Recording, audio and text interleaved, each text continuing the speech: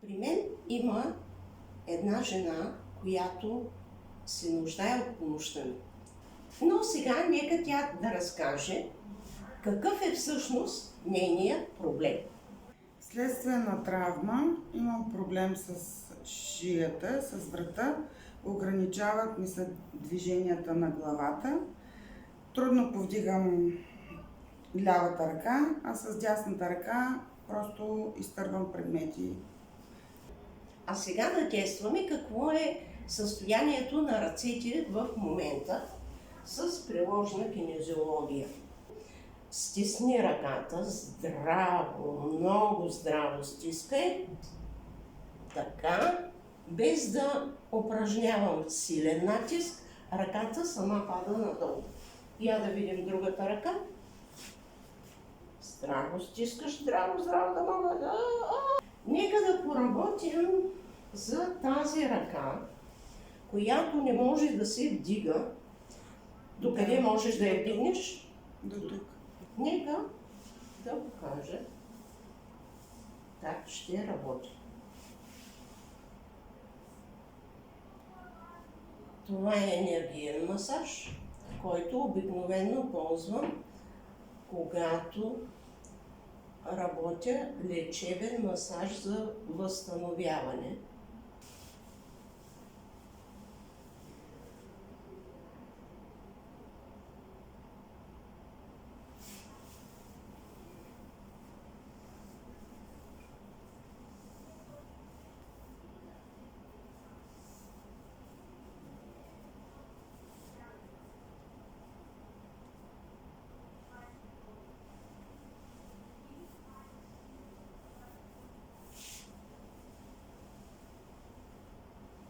Тъй като тук има проблем и с врата.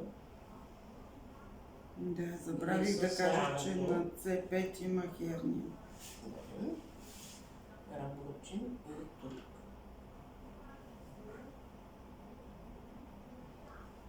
Заповядайте. Не.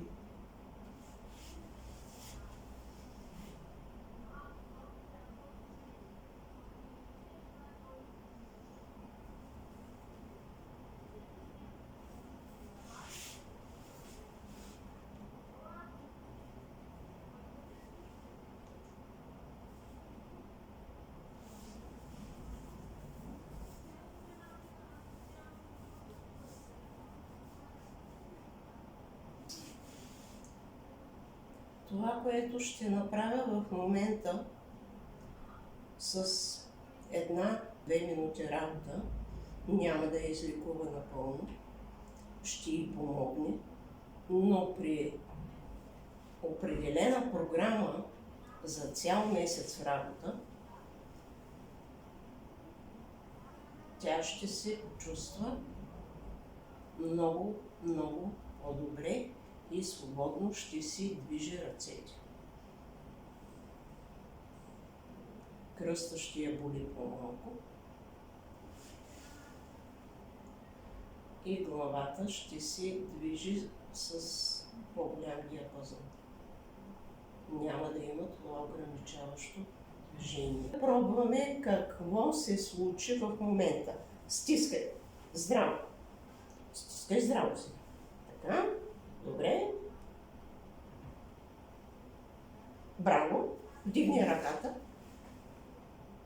Стига. Я пък.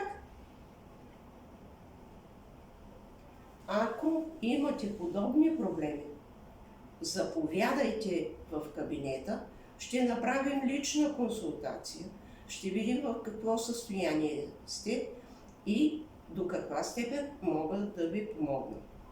Но, ако мислите, че ще ви дам вълшебно хапче и ще оздравеете, няма да стане. Трябва да правите и гимнастики, трябва да следвате всички съвети, които ви давам. Едва тогава ще се получи. Аз само помагам. Ако искате да помогна и на вас, обадете се на телефона, който е написан по-долу.